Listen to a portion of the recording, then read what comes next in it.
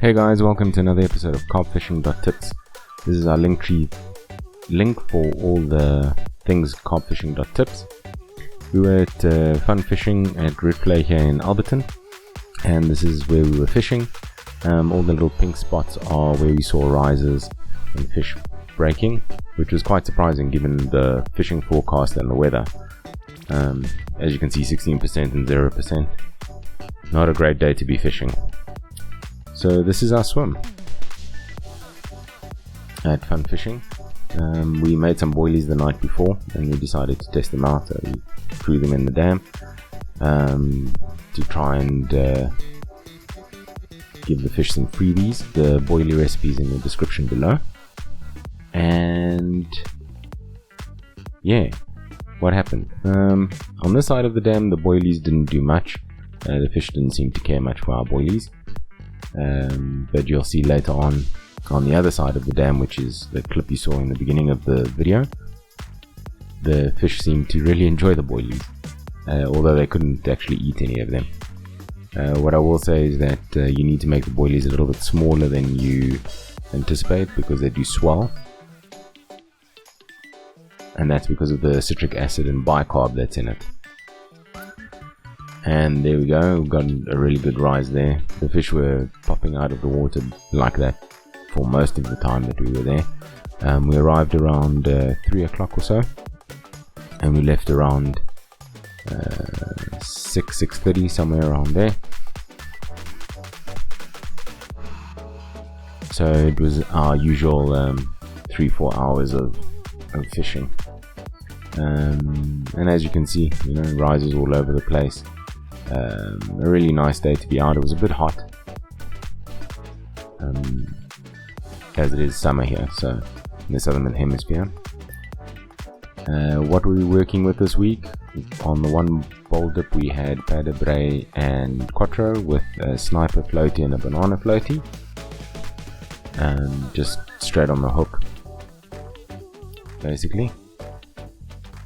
We did change to millies on that bowl dip after a while.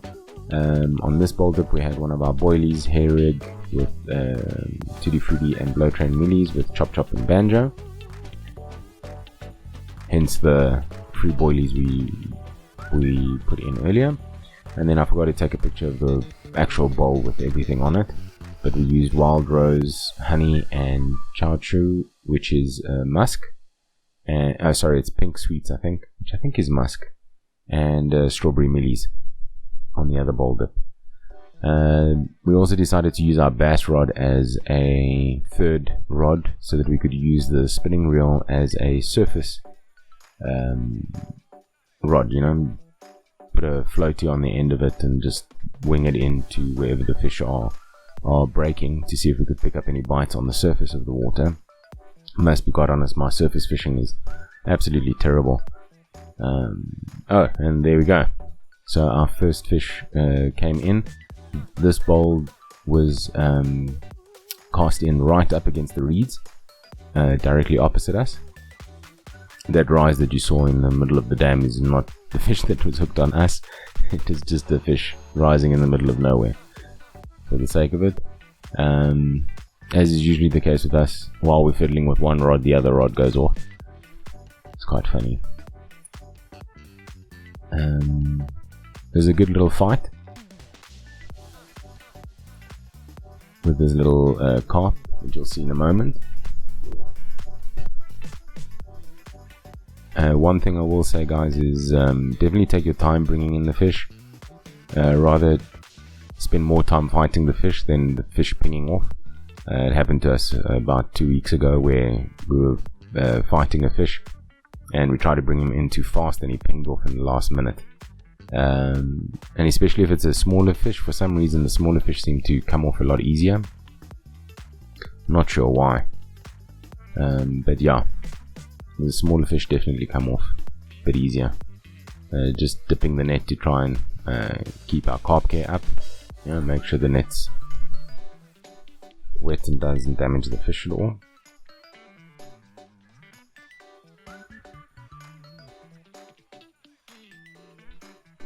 Another really good tip for carp care is to actually keep the net near you, so that you don't have to go looking for it afterwards.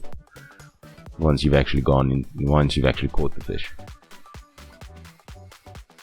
Also, bear in mind that the fish will start to fight harder as you bring the fish closer to the surface.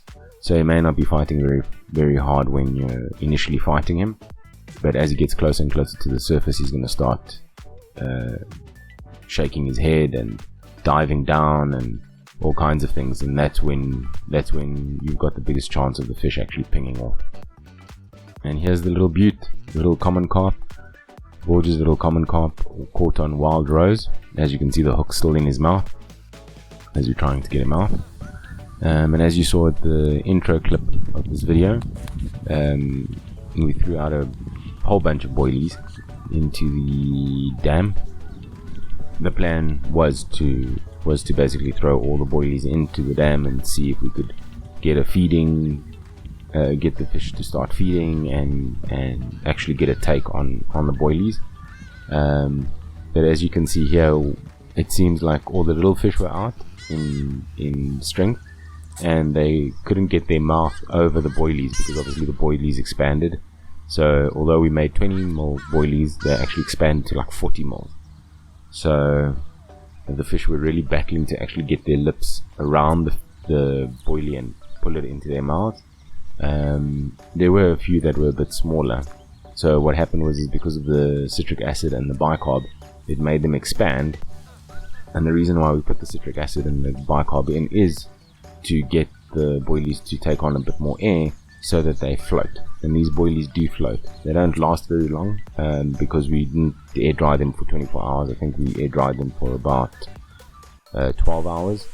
Maybe it's probably a bit more. It's probably about 18 hours. So they were still really soft. I mean, you could pull them apart with your hands. That's how soft they were. And they were obviously taking on water and all the rest of it. But give it another 12 hours and the boilies would be basically perfect for you to store and put away. And then that whole drama was because the bass rod went off.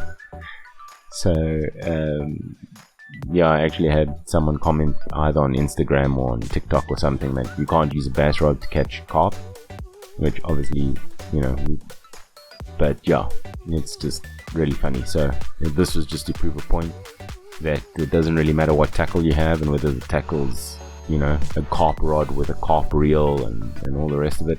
That doesn't really matter. If it's a reel with a rod and some line on it, all you need to do is put the right bait on the other side, and this is what you get. You know, hopefully, you know, this is the goal of the day. But yeah, hopefully you manage to catch something with your baiting tactics. There's a nice little fight for a little mirror, and there he is, the little beaut. We didn't actually end up weighing him because we were trying to leave, so everything was packed away. So I estimate he's probably about 1.4 to 1.5 kilos. And yeah, so that brings an end to our fun fishing Reitvlei in Alberton.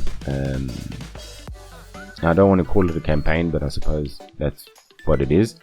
And what did we learn? Well, to a large degree, the fish at any dam, no matter which side of the dam you're on, are all different. So what works in one place doesn't always work in another.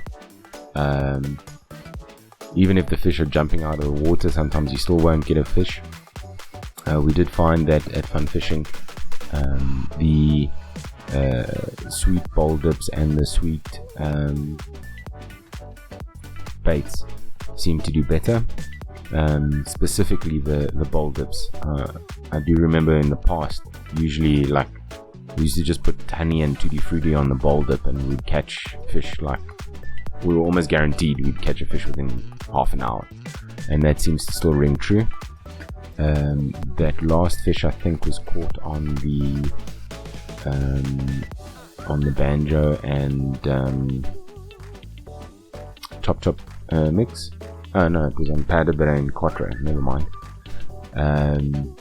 But we did have a banana floaty on it, and we changed to strawberry millies, and I think he took the strawberry millies if I'm not mistaken.